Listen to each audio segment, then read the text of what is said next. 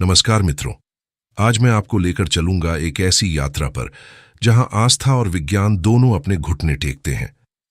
हिमालय की उन ऊंची चोटियों में जहां हवाओं में भी महादेव की गूंज सुनाई देती है, वहां स्थित है केदारनाथ धाम। क्या आपने कभी सोचा है कि एक मंदिर केवल पत्थरों और देवमूर्तियों से नहीं बनता?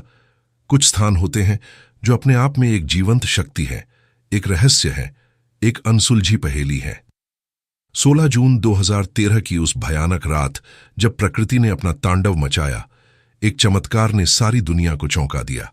जब हजारों टन का पानी और चट्टानें मंदिर की ओर बढ़ीं, तो अचानक एक विशाल शिला ने मंदिर के पीछे आकर सारे पानी को दो भागों में बांट दिया।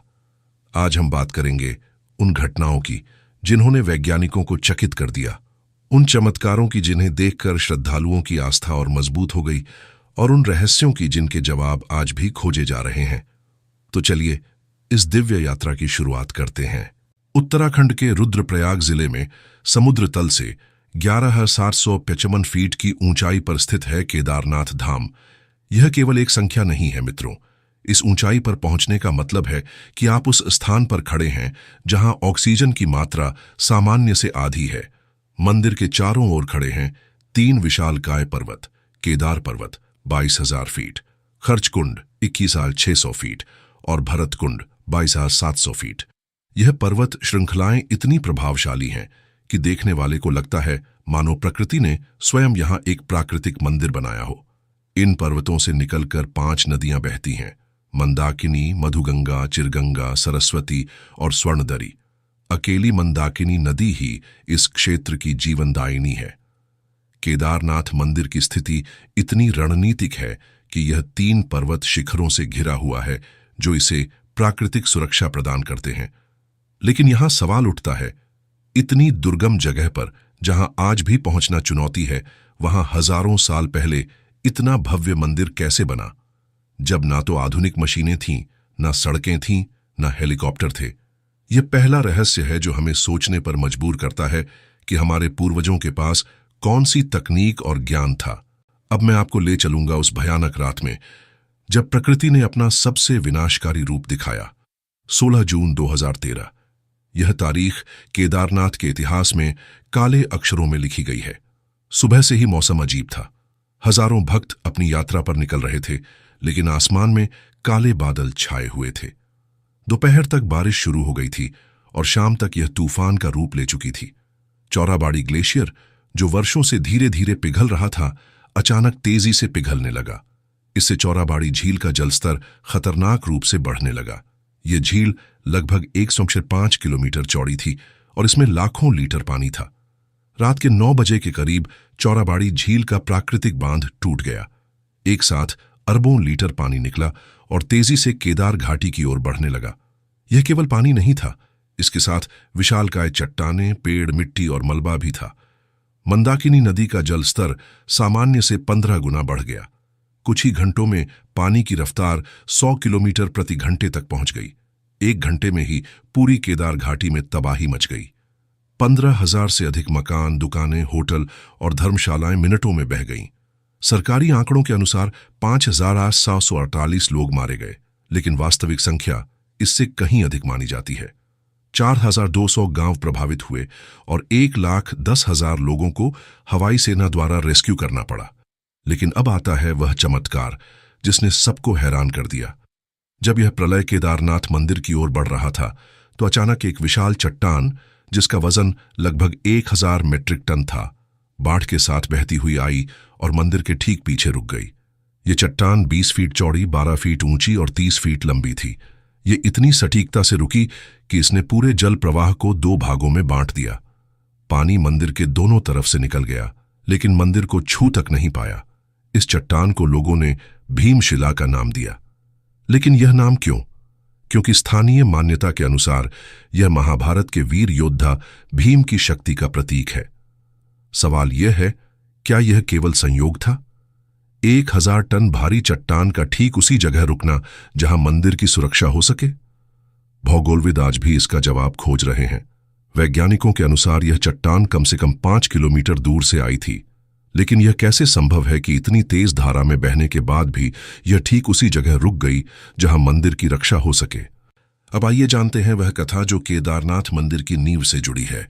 यह कहानी केवल एक धार्मिक कथा नहीं है, बल्कि मानवीय पश्चाताप और दिव्य क्षमा का अद्भुत उदाहरण है। महाभारत युद्ध समाप्त हो चुका था। 18 दिन तक चले इस महासंग्राम में लाखों योद्धा मारे गए थे। पांडव विजयी थे, लेकिन उनके मन में गहरा दुख था। उन्होंने अपने ही भाइयों, गुरुओं और परिजनों से युद्ध किया था। युधिष्ठिर का मन विशेष रूप से भारी था।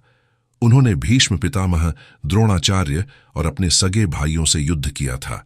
एक दिन वे श्री कृष्ण के पास गए और कहा, हे मधुसूदन, हमने अपने ही कुल का नाश किया है। भले ही यह धर्म युद्ध था, लेकिन इस पाप से मुक्ति कैसे मिलेगी? श्री कृष्ण ने गंभीरता से कहा, पांडवों, तुमने युद्ध में विजय तो पाई है, लेकिन ब्रह्म हत्या का पाप भी लगा है। गुरुजनों और अपने ही परिवार के लोगों से युद्ध करने का पाप भारी है। इससे मुक्ति केवल महादेव ही दिला सकते हैं। इसके बाद पांडव द्रौपदी सहित भगवान शिव की खोज में निकले। सबसे पहले वे काशी पहुंचे, लेकिन भगवान शिव वहां नहीं मिले। फिर वे गुप्त काशी गए, वहां भी दर्शन नहीं हुए। दरअसल भगवान शिव पांडवों से नाराज थे। वे नहीं चाहते थे कि पांडव आसानी से क्षमा पा जाएं। उन्हें लगता था कि पांडवों को अपने कर्मों का पूरा प्रायश्चित करना चाहिए। इसलिए वे नंदी बैल का रूप धारण करके हिमालय की ऊंची चोटियों में छुप गए। पांडव हार मानने वाले नहीं थे। वे हिमालय की हर गुफा, हर पहाड़, हर वन में महादेव को खोजते रहे। महीनों की कड़ी तपस्या के बाद आखिरकार उन्हें केदार क्षेत्र में नंदी का झुंड दिखाई दिया। भीम ने एक चतुर युक्ति सोची। उन्होंने अपना विशाल रूप धारण किया और अपने पैर पहाड़ के दोनों ओर इतने फैलाए कि कोई भी जानवर बीच से न निकल सके। सभी जानवर भीम के पैरों के नीचे से निकलने लगे, लेकिन एक बैल ने ऐसा करने से मना कर दिया। भीम समझ गया कि यही भगवान शिव हैं। जैसे ही उसने बैल को पकड़ने की कोशिश की, शिवजी धरती में समाने लगे। भीम ने तुरंत उनका पिछला हिस्सा, पीठ का भाग पकड़ लिया। भगवान शिव पांडवों की भक्ति और दृढ़ता से प्रसन्न हुए। उन्होंने दर्शन दिए और कहा, तुम्हारी तपस्या सफल हुई। मैं तुम्हारे पापों से मुक्त करता हूं, लेकिन चूंकि तुमने मेरी पीठ पकड़ी है, इसलिए मैं यहां इसी रूप में स्थित रहूंगा। तभी से भगवान शिव केदारनाथ में बैल की पीठ के रूप में विराजमान है। यही कारण है कि केदारनाथ का शिवलिंग अन्य मंदिरों से अलग दिखता है। यह एक बैल की पीठ के आकार का है। पांडवों ने उसी स्थान पर एक मंदिर का निर्माण किया। कहा जाता है कि भगवान शिव के शरीर के अलग अलग हिस्से 5 अलग स्थानों पर प्रकट हुए। केदारनाथ में पीठ, तुंगनाथ में भुजाएं, रुद्रनाथ में मुख, मध्यमहेश्वर में नाभि और कल्पेश्वर में जटा। यही है पंच केदार, और केदारनाथ इन सब में सबसे प्रमुख माना जाता है। 8वीं शताब्दी में भारतीय धर्म और दर्शन के इतिहास में एक महान व्यक्तित्व का प्रवेश हुआ, आदि शंकराचार्य। केरल के कलाड़ी गांव में जन्मे इस बालक ने मात्र 8 वर्ष की आयु में संन्यास लिया और पूरे भारत की यात्रा करके धर्म का पुनरुद्धार किया। उस समय भारत में धर्म की स्थिति दयनीय थी। बौद्ध धर्म और जैन धर्म का प्रभाव बढ़ रहा था। हिंदू धर्म में अंधविश्वास और कुरीतियां घर कर गई थीं। ऐसे समय में शंकराचार्य ने अद्वैत वेदांत का प्रचार किया।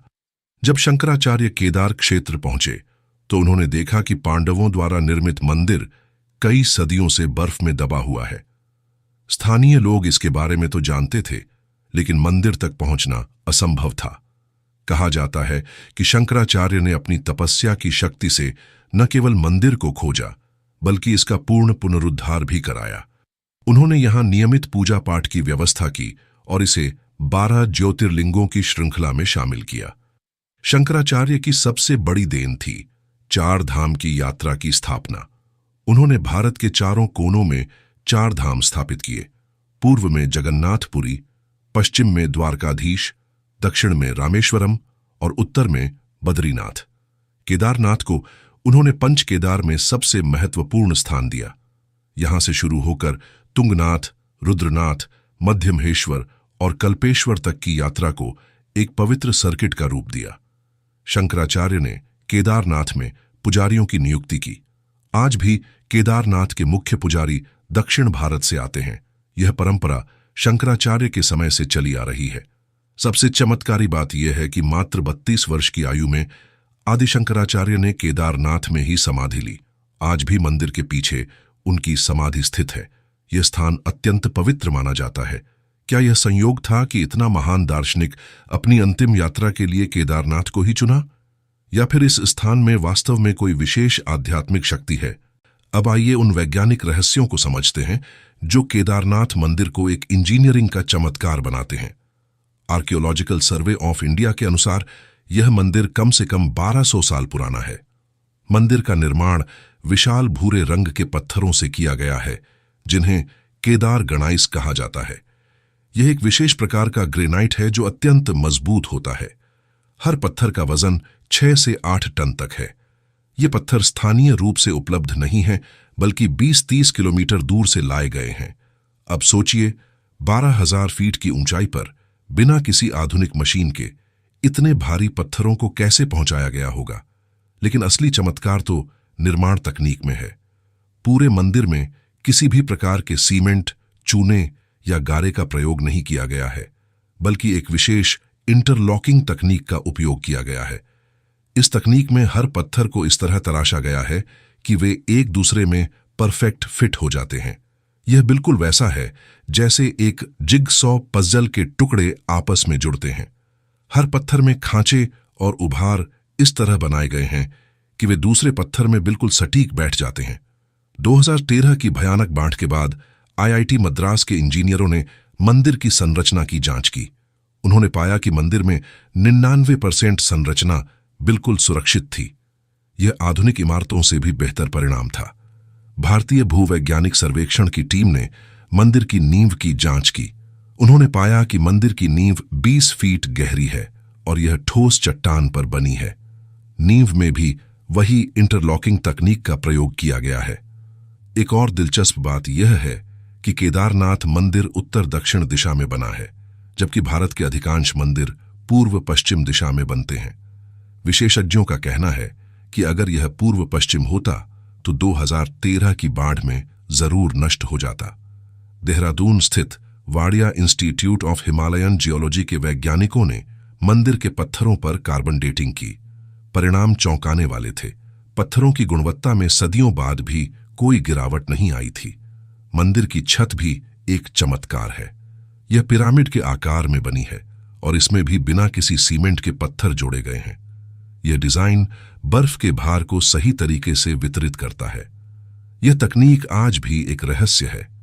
हमारे पूर्वजों के पास कौन सा ज्ञान था जो आज के वैज्ञानिकों के पास नहीं है? मित्रों, अब मैं आपको बताने वाला हूं एक ऐसा तथ्य जो शायद ही किसी को पता हो।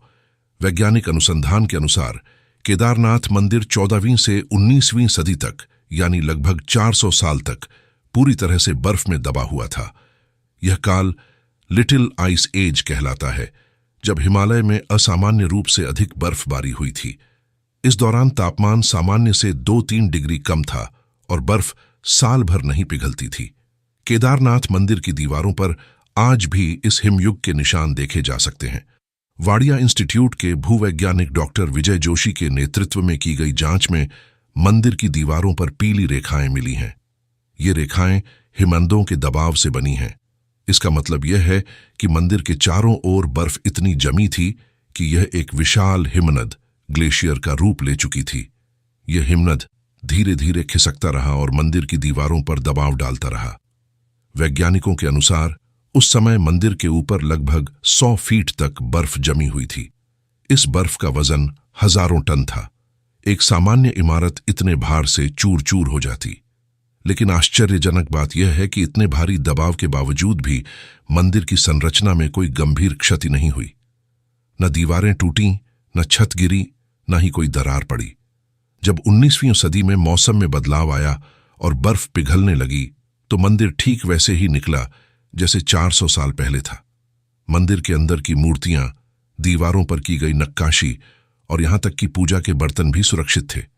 स्थानीय किंवदंती के अनुसार इन 400 सालों में भी मंदिर के अंदर अखंड दीपक जलता रहा। जब बर्फ पिघली तो लोगों ने देखा कि दीपक अभी भी जल रहा था। यह घटना किसी चमत्कार से कम नहीं है।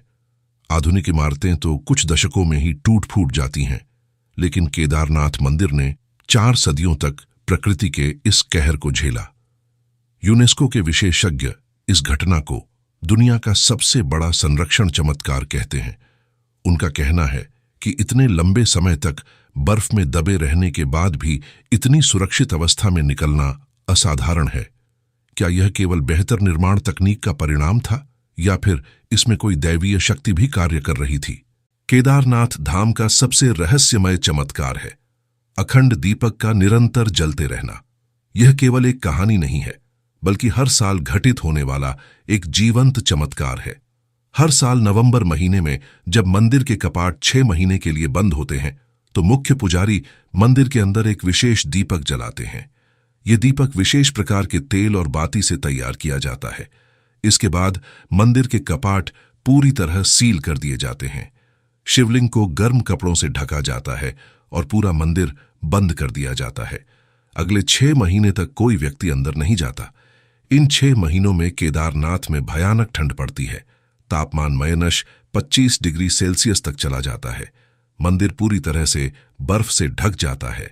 हवा में ऑक्सीजन की मात्रा न के बराबर होती है। वैज्ञानिकों के अनुसार किसी भी दहन के लिए 3 चीजें जरूरी हैं: ईंधन, ऑक्सीजन और उचित तापमान। केदारनाथ में सर्दियों के दौरान तीनों ही चीजें न के बराबर होती हैं। फिर भी जब अप्रैल मई में मंदिर के कपाट खुलते हैं तो वह दीपक अभी भी जल रहा होता है। पुजारी सबसे पहले इस दीपक को देखते हैं और फिर पूजा शुरू करते हैं। स्थानीय पुजारियों का कहना है कि यह दीपक विशेष प्रकार के तेल से भरा जाता है, लेकिन वे इसकी सटीक जानकारी नहीं देते। वे कहते हैं कि यह एक परंपरागत फॉर्मूला है जो पीढ़ी दर पीढ़ी चला आ रहा है। कुछ वैज्ञानिक मानते हैं कि यह दीपक विशेष रूप से डिजाइन किया गया है जो बहुत धीमी गति से जलता है। इसमें शायद कोई विशेष वैक्स या ऐसा तेल हो जो कम ऑनिंग सीजन में भी जलता रहे। एक अन्य सिद्धांत यह है कि मंदिर के अंदर कोई प्राकृतिक गैस का स्रोत हो सकता है जो दीपक को जलाए रखता है, लेकिन अब तक भूवैज्ञानिक सर्वेक्षण में इसका कोई प्रमाण नहीं मिला है। तीसरा सिद्धांत यह है कि मंदिर के अंदर का तापमान बाहर से अलग हो सकता है। शायद पत्थरों में कोई ऐसा गुण हो जो अंदर का तापमान स्थिर रखता है। स्थानीय मान्यता के अनुसार दीपक की लौ की दिशा से पता चलता है कि आने वाला साल कैसा होगा। अगर लौ स्थिर है तो साल अच्छा होगा, अगर कंपती है तो किसी प्राकृतिक आपदा का संकेत है। 2013 में जब मंदिर के कपाट खुले तो दीपक की लौ तेजी से कांप रही थी। कुछ महीने बाद ही वह भयानक आपदा आई जिसने पूरी केदार घाटी को हिला दिया। यह रहस्य आज भी अनसुलझा है और शायद यही केदारनाथ की सबसे बड़ी खूबसूरती है। अब मैं आपको बताता हूं एक ऐसा तथ्य जो आपको चकित कर देगा। अगर आप भारत का नक्शा उठाकर देखें तो एक चौंकाने वाली बात सामने आती है। भारत के प्रमुख शिव मंदिर लगभग 69 डिग्री पूर्वी देशांतर रेखा पर स्थित हैं। यह केवल 1 या 2 मंदिर की बात नहीं है, बल्कि पूरी एक श्रृंखला है। केदारनाथ से शुरू करते हैं तो यह श्रृंखला इस प्रकार है: सबसे उत्तर में उत्तराखंड का केदारनाथ, फिर मध्य प्रदेश में कालेश्वर और ओंकारेश्वर, उसके बाद उज्जैन का महाकालेश्वर और अंत में सबसे दक्षिण में तमिलनाडु का रामेश्वरम। यदि आप नक्शे पर इन सभी मंदिरों को जोड़ें तो एक लगभग सीधी रेखा बनती है। यह रेखा भारत को उत्तर से दक्षिण तक काटती है। यह केवल संयोग नहीं हो सकता। प्राचीन काल में जब जीपीएस या आधुनिक मैपिंग तकनीक नहीं थी, तो हमारे पूर्वजों को इस भौगोलिक संरेखण की जानकारी कैसे थी? उज्जैन के महर्षि पाणिनि संस्कृत विश्वविद्यालय के प्रोफेसर डॉक्टर उपेंद्र भार्गव का मानना है कि इन मंदिरों की स्थापना में अक्षांश और देशांतर का पूरा ध्यान रखा गया था। यह किसी उच्च स्तरीय गणितीय और खगोलीय ज्ञान का परिणाम है। पश्चिमी विद्वानों के अनुसार दुनिया में कुछ विशेष ऊर्जा रेखाएं, एनर्जी लाइंस होती हैं, जिन्हें ले लाइंस कहा जाता है। इन रेखाओं पर स्थित स्थानों में विशेष आध्यात्मिक ऊर्जा होती है। इंग्लैंड के स्टोनहेंज, मिस्र के पिरामिड और पेरू के माचू पिच्चू भी ऐसी ही ऊर्जा रेखाओं पर स्थित हैं।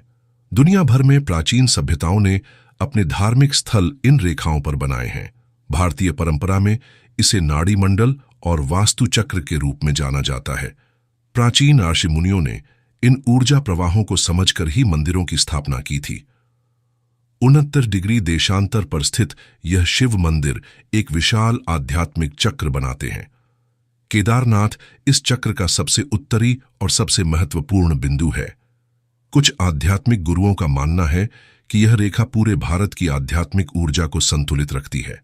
जब भी इस रेखा पर कोई समस्या होती है तो पूरे देश पर इसका प्रभाव पड़ता है। 2013 की केदारनाथ आपदा को भी कुछ लोग इसी संदर्भ में देखते हैं। क्या यह प्रकृति का संकेत था कि हम अपनी आध्यात्मिक विरासत की उपेक्षा कर रहे हैं? आधुनिक भौतिक विज्ञान भी मानता है कि पृथ्वी पर चुंबकीय रेखाएं होती हैं। शायद हमारे पूर्वजों ने इन्हीं चुंबकीय रेखाओं को आध्यात्मिक ऊर्जा के रूप में समझा था। केदारनाथ से जुड़ी एक अत्यंत रोचक और रहस्यमय कथा है जो हर शिव भक्त को प्रेरणा देती है। यह घटना उस समय की है जब केदारनाथ के कपाट 6 महीने के लिए बंद हो जाते हैं। हर साल नवंबर महीने में भैया दूज के दिन केदारनाथ मंदिर के कपाट बंद कर दिए जाते हैं। इसके बाद मंदिर में कोई पूजा पाठ नहीं होती और श्रद्धालुओं का आना जाना भी बंद हो जाता है। पूरा क्षेत्र बर्फ से ढक जाता है और जीवन थम सा जाता है। एक बार की बात है, एक परम शिव भक्त कई दिनों की कड़ी यात्रा करके केदारनाथ पहुंचा, लेकिन वह इतना विलंब से पहुंचा कि मंदिर के कपाट पहले ही बंद हो चुके थे। स्थानीय लोगों ने उसे बताया कि अब अगले 6 महीने तक मंदिर नहीं खुलेगा। भक्त का मन टूट गया। उसने कहा, मैंने इतनी दूर से यात्रा की है, क्या भोलेनाथ के दर्शन के बिना ही वापस जाना पड़ेगा? स्थानीय लोगों ने उसे समझाया कि यहां रुकना खतरनाक है, बर्फबारी शुरू हो जाएगी और रास्ते बंद हो जाएंगे। लेकिन भक्त ने कहा, मैं यहीं रुकूंगा, भले ही मंदिर बंद हो, लेकिन मेरे भोलेनाथ तो यहीं हैं। वह भक्त मंदिर के बाहर ही बैठकर भजन कीर्तन करने लगा। रात का समय था, तेज हवा चल रही थी और बर्फबारी शुरू हो चुकी थी। तापमान 0 से नीचे था। भक्त ठिठुर रहा था, लेकिन उसकी भक्ति में कोई कमी नहीं आई। वह लगातार हर हर महादेव का जाप करता रहा। रात के करीब 12 बजे अचानक भक्त ने देखा कि एक अघोरी साधु उसकी तरफ आ रहा है। अघोरी की पूरी देह पर भस्म लगी थी, लंबी जटाएं थीं, गले में रुद्राक्ष की माला और हाथ में डमरू था। अघोरी ने भक्त से पूछा, इतनी ठंड में यहां क्यों बैठे हो? मंदिर तो बंद है। भक्त ने कहा, महाराज, मैं अपने भोलेनाथ के दर्शन के लिए आया हूं। मंदिर भले ही बंद हो, लेकिन मेरे शिव तो यहीं हैं। मैं यहीं बैठकर उनकी आराधना करूंगा। अघोरी ने मुस्कुराकर कहा, तो क्या तुम्हें लगता है कि शिव केवल मंदिर के अंदर हैं? भक्त ने कहा, नहीं महाराज, शिव तो सर्वत्र हैं, लेकिन यह स्थान विशेष है। यहां उनकी उपस्थिति अधिक अनुभव होती है। अघोरी ने कहा, अच्छा, तो तुम मेरे साथ चलो। मैं तुम्हें एक ऐसी जगह ले चलता हूं जहां तुम्हें शिव के वास्तविक दर्शन होंगे। भक्त अघोरी के साथ चल पड़ा। अघोरी उसे मंदिर के पीछे एक गुफा में ले गया। वहां अघोरी ने अपना परिचय दिया और कहा, मैं यहां कई सालों से तपस्या कर रहा हूं। अघोरी ने भक्त को बैठाया और कहा, अब तुम ध्यान लगाओ और शिव का स्मरण करो। जैसे ही भक्त ने आंखें बंद कीं, उसे एक अद्भुत प्रकाश दिखाई दिया। अचानक उस प्रकाश से भगवान शिव प्रकट हुए। भक्त को समझ आ गया कि यह अघोरी और कोई नहीं, स्वयं महादेव हैं। भक्त ने जब आंखें खोलीं तो अघोरी वहां नहीं था। केवल हवा में हर हर महादेव की गूंज सुनाई दे रही थी। अगली सुबह जब ग्रामीण भक्त को ढूंढने आए तो उन्होंने देखा कि वह गहरी समाधि में बैठा है और उसके चेहरे पर अद्भुत तेज है। यह कथा बताती है कि शिव की भक्ति मात्र मंदिर के कपाट खुलने पर निर्भर नहीं करती। सच्ची भक्ति के सामने सारी बाधाएं छोटी हैं। भगवान शिव हमेशा अपने भक्तों के पास होते हैं, चाहे वे किसी भी रूप में हों। केदारनाथ से जुड़ी एक और रहस्यमय कथा है भैरवनाथ की। भैरव भगवान शिव का एक विकराल रूप है जो रक्षक के रूप में जाना जाता है। केदारनाथ के पास ही भैरवनाथ का एक छोटा मंदिर है। मान्यता के अनुसार जब केदारनाथ मंदिर के कपाट 6 महीने के लिए बंद होते हैं तो भैरवनाथ मंदिर की रक्षा करते हैं। यह केवल एक कहानी नहीं है, बल्कि स्थानीय लोगों का दृढ़ विश्वास है। स्थानीय लोगों का कहना है कि सर्दियों की रातों में अक्सर मंदिर के आसपास घंटियों की आवाज और मंत्रों का जाप सुनाई देता है। कई बार रहस्यमय प्रकाश भी दिखाई देता है, लेकिन जब लोग देखने जाते हैं तो वहां कोई नहीं होता। कुछ ग्रामीणों का दावा है कि उन्होंने बर्फीली रातों में एक रहस्यमय आकृति को मंदिर के चारों ओर घूमते देखा है। वह आकृति अत्यंत तेजस्वी होती है और उसके हाथ में त्रिशूल होता है। वे मानते हैं कि यह भैरवनाथ हैं जो रात में मंदिर की रक्षा करते हैं।